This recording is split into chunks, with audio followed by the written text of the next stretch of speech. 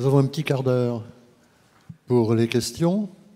Et donc, nous avons eu par mail pas mal de questions de lycée. Et donc, je peux déjà commencer par une question posée par M. Ali Talem du lycée Pierre-Gilles de Gênes de Paris. Comment le recyclage des terres rares issues des aimants garantit les performances équivalentes à celles des terres rares primaires? Madame Lévy.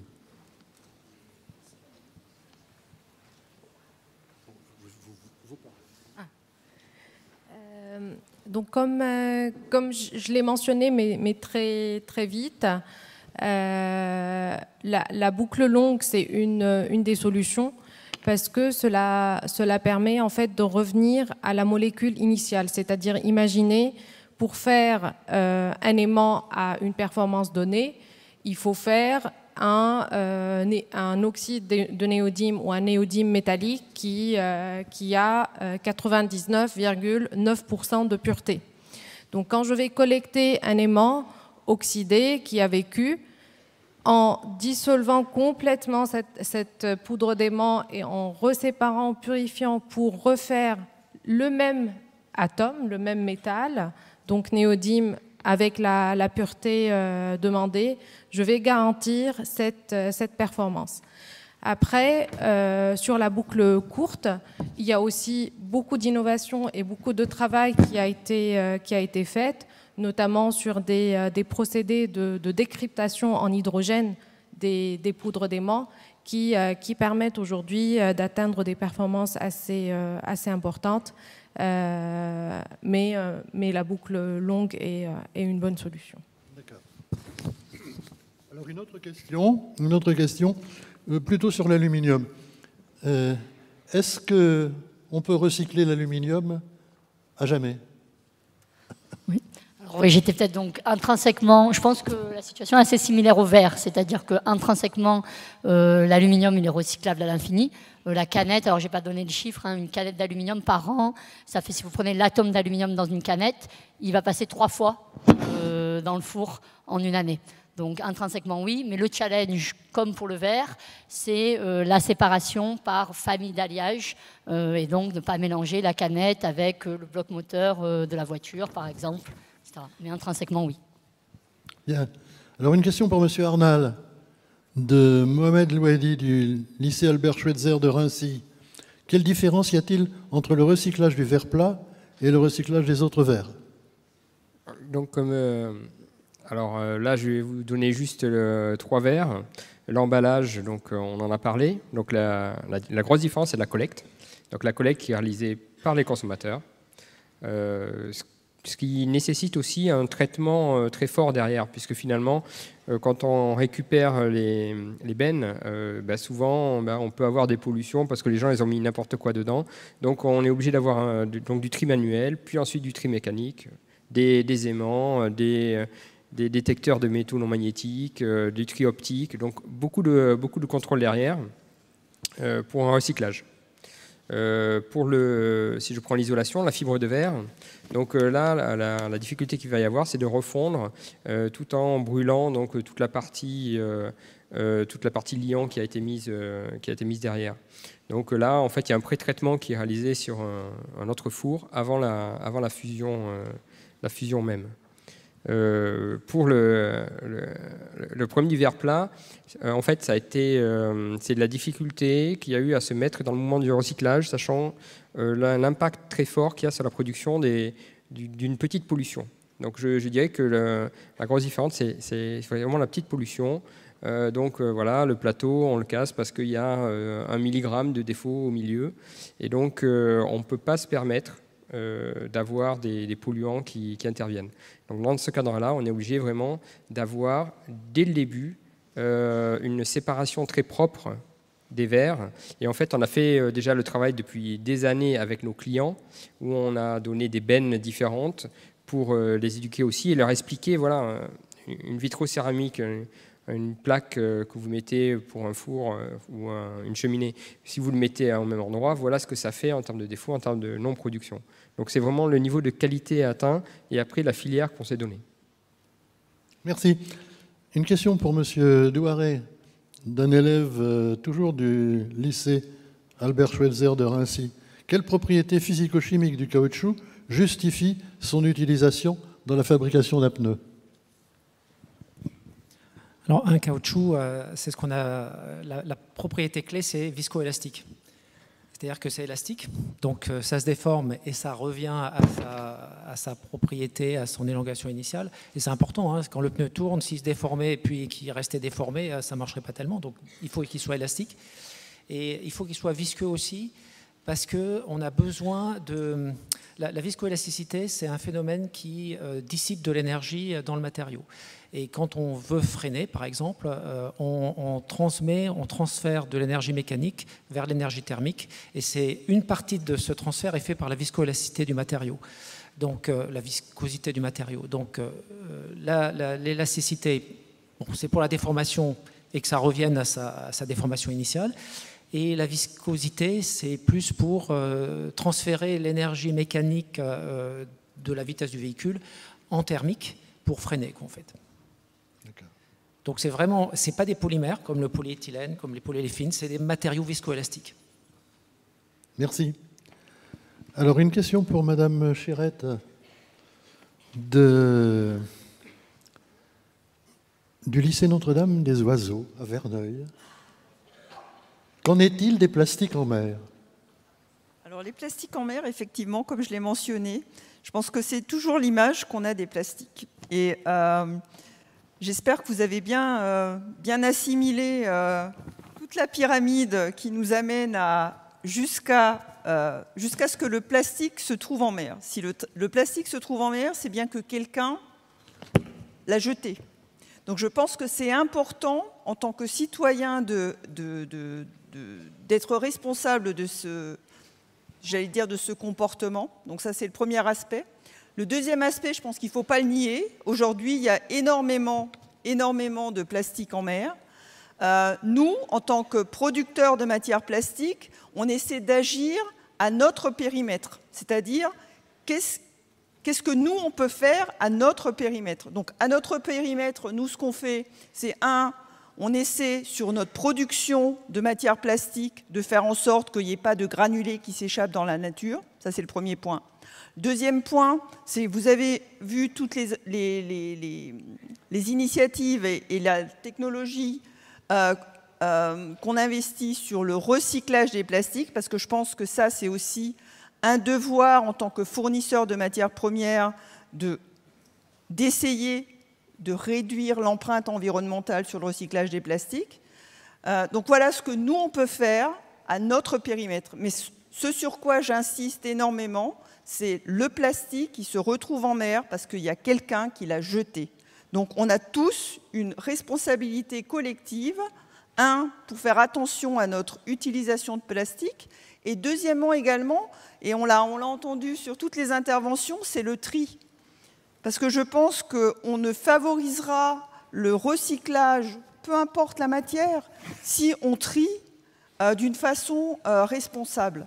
Donc ça, c'est l'autre aspect où, à nouveau, à notre petit périmètre, en tant qu'individu, on peut avoir un impact qui va avoir un impact important pour le monde futur, de nos enfants et de nos petits-enfants. Donc bien apprendre quels déchets doit-on mettre dans les boîtes vertes, les boîtes jaunes, les boîtes bleues, les boîtes rouges. D'accord. Bien. Peut-être une question pour Madame Lanique. Quels sont les procédés chimiques qui, c'est le lycée Saint-Hérembert, sur les matériaux composites, quels sont les procédés chimiques pour mieux récupérer les plastiques et les fibres? Par exemple, dans les pales d'éoliennes. Le recyclage des matériaux composites, on voit avec les pales d'éoliennes, il y a des volumes, des tonnes énormes qui vont arriver sur le marché sur les prochaines décennies et pour lesquels nous devons trouver des alternatives à l'enfouissement. Vous avez vu la photo de la première présentation. Donc les deux technologies à ce jour, c'est en fonction du matériau composite qui constitue la pale, soit une solvolyse, soit des pyrolyses, donc les traitements thermiques sans oxygène, qui vont permettre de dissocier la matrice composite et le polymère, de dissocier des fibres. Donc suivant les pales, ça va être soit des fibres de carbone, soit des fibres de verre. Finalement, le modèle le plus économique, c'est sans doute pour récupérer les fibres de carbone qui ont une bonne valeur ajoutée. Exactement. En fait, dans ces deux cas-là, à la fois pour le verre et le carbone, le modèle économique est la valorisation des fibres. Et le polymère arrive en sous-produit, mais nous, notre travail, c'est de le valoriser pour en faire un polymère recyclé. D'accord. Bien, alors quelques questions dans la salle maintenant.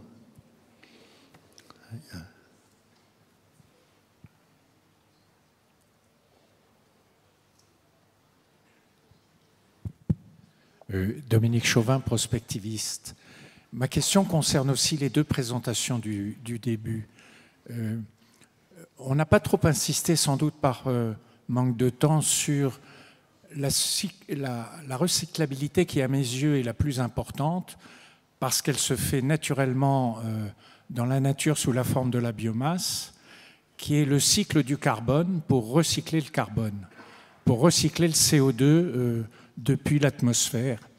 Ma question, c'est quel est l'état de la science actuellement et quels sont les programmes de recherche pour faire travailler l'horloge en sens inverse, comme disent les Anglais, c'est-à-dire de réduire le CO2 qui a été émis et qu'on a récupéré de l'atmosphère ou qu'on a récupéré par capture, de façon à partir de ce CO2 de reconstituer des produits valorisants. Oui.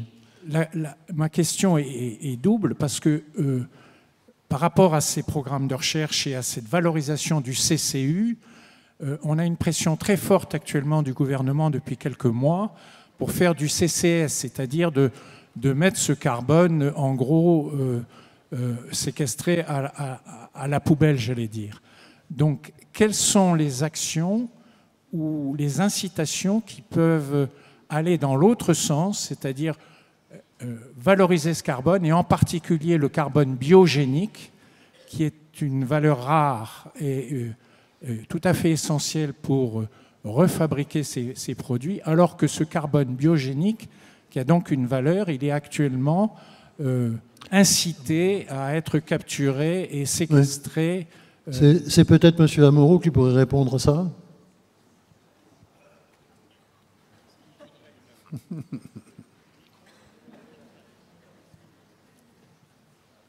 Merci. Oui, je pense que le CO2 est une matière première. Moi, c'est mon point de vue. Je pense que cette matière première est susceptible d'être recyclée. Les bactéries le font. Je vous ai montré les lacs de méthane qui ont lieu dans la mer de Barents. Le CO2 peut être recyclé par d'autres voies, en particulier pour en faire un stockage d'énergie par le couplage H2O, CO2 et énergie électrique. C'est ce que fait actuellement les universités américaines, MIT par exemple. Donc on a un certain nombre de solutions. La question auquel on est confronté, c'est le bilan financier. Car actuellement, l'émission de CO2 ne coûte rien, alors que quand vous envoyez de l'eau sale dans l'agence de bassin, elle vous la facture.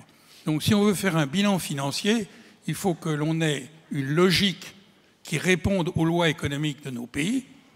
Quand on boit de l'eau et qu'on la rejette, on la paye. Quand on utilise un carburant qui nous donne du CO2, le CO2, on doit le repayer pour que ceux qui vont le retraiter puissent avoir un business model en accord avec les technologies qu'on va développer, et en particulier toutes les biotechnologies qui, pour moi, sont l'avenir de nos sociétés du XXIe siècle. Voilà.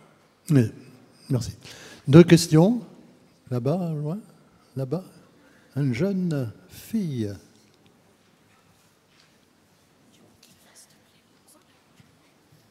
Ok. Bonjour, j'ai une question pour Madame Fanny Mas qui a proposé le deuxième exposé. Je voulais savoir quels sont les types d'avancées actuelles dans le domaine de la métallurgie pour allier développement durable et l'accroissement des besoins suite à l'électrisation du parc automobile.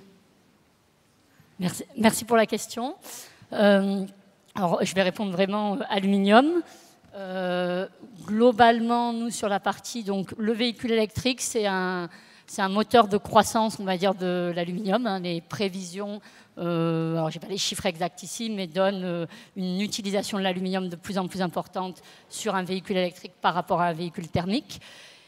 Et alors après, en termes d'innovation métallurgique en plus, ça va être autour des développements d'alliage, des développements de procédés. J'ai cité tout à l'heure du mono-alliage, par exemple, sur certaines pièces pour faciliter derrière le tri et la réutilisation. Des alliages plus tolérants globalement aux impuretés ou des procédés permettant de se débarrasser, on va dire, de ces impuretés. Vous vous rendez compte bien que les métallurgistes de l'aluminium vont devoir effectivement faire de l'innovation, car si on supprime les moteurs thermiques, hein, on n'aura plus besoin d'alliage de coulée pour fabriquer les moteurs, et on devra à ce moment-là porter tout l'effort sur la légèreté de la carrosserie, où l'aluminium est très bon. Je peux peut-être dire quelque chose. Par exemple, la tendance dans l'automobile actuellement, c'est ce qu'on appelle les méga castings, donc des alliages de moulage pour remplacer tout un certain nombre de pièces qui aujourd'hui sont assemblées entre elles et avoir des structures du châssis automobile en une seule et grande pièce. Voilà, notamment, par exemple, les fondeurs travaillent sur ce type de procédé et pour qu'ils soient aussi capables, ce type de procédé, d'absorber des chutes. Il paraît que Elon Musk a fait une voiture d'un seul coup. C'est ça, voilà. Donc je faisais référence à ce genre de pratique qui est amené à se développer. On a encore le droit. Plus de questions. Bon, alors, merci beaucoup à tous les intervenants. Et on va passer à Françoise Brenon et Fatima.